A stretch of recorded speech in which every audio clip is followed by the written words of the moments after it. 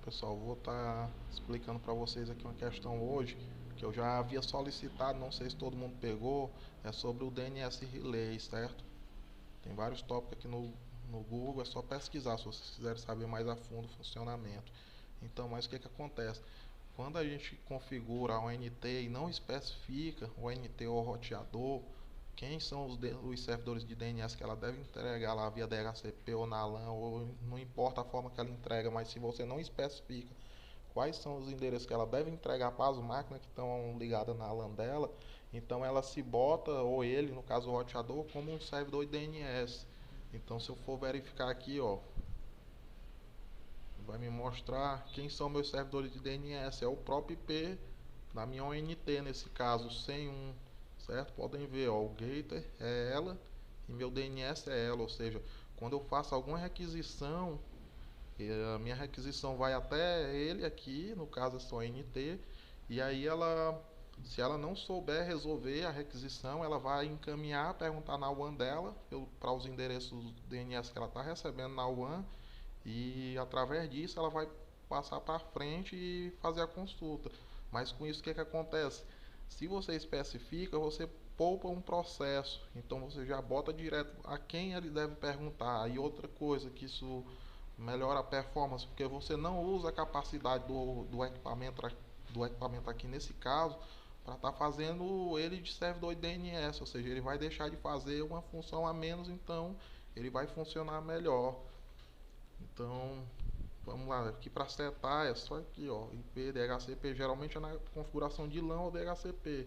Vocês viram lá que eu não tenho especificado, então, geralmente o provedor tem os próprios servidores de DNS dele. Nesse caso aqui o da gente é o 138.255.244.3. E geralmente esses servidores eles têm um primário e secundário, assim como os DNS públicos tem primário e secundário, do provedor também tem. Mas só que eu não boto o ordor do provedor. Por quê? Porque se acontece alguma coisa de os servidores de DNS dele parar, aí eu boto um público aqui. Então eu funciono com um público, no caso vamos botar o do Google aqui, e um do provedor, que é o que vai fazer a resolução mais rápido. Mas caso ele venha falhar, você está com um secundário público.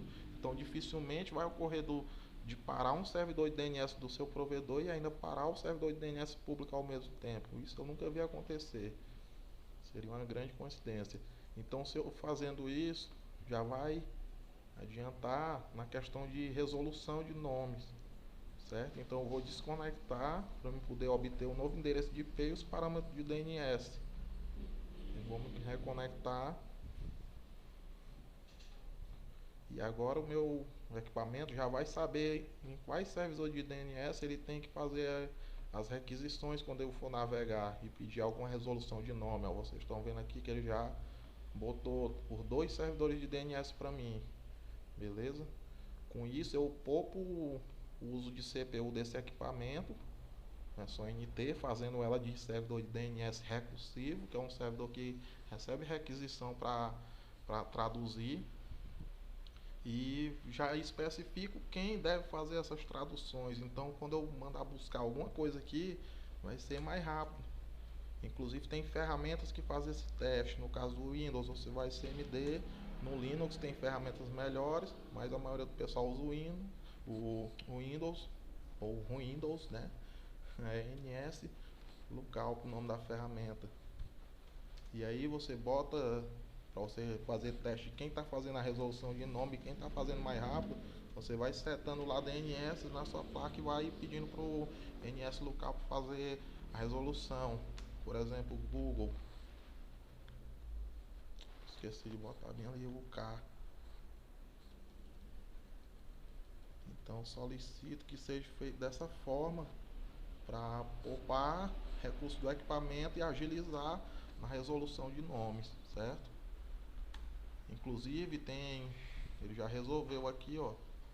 Nesse caso aqui ele deu preferência por esses endereços aqui, beleza?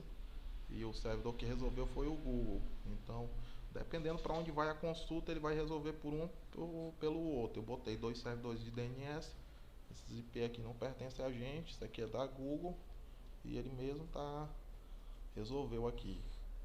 Então, no Linux tem outras ferramentas, tem aplicativos que bota no Windows, mas enfim, o importante é fazer dessa forma para dar agilidade na resolução de nomes, certo? Até porque tem alguns modelos de roteador, tipo D-Link, TP-Link, alguns aí que pega vírus e aí os caras te fazem direcionamento de dentro do roteador. E você já apontando seus servidores preferenciais, ele não consegue fazer isso. Então fica a dica aí.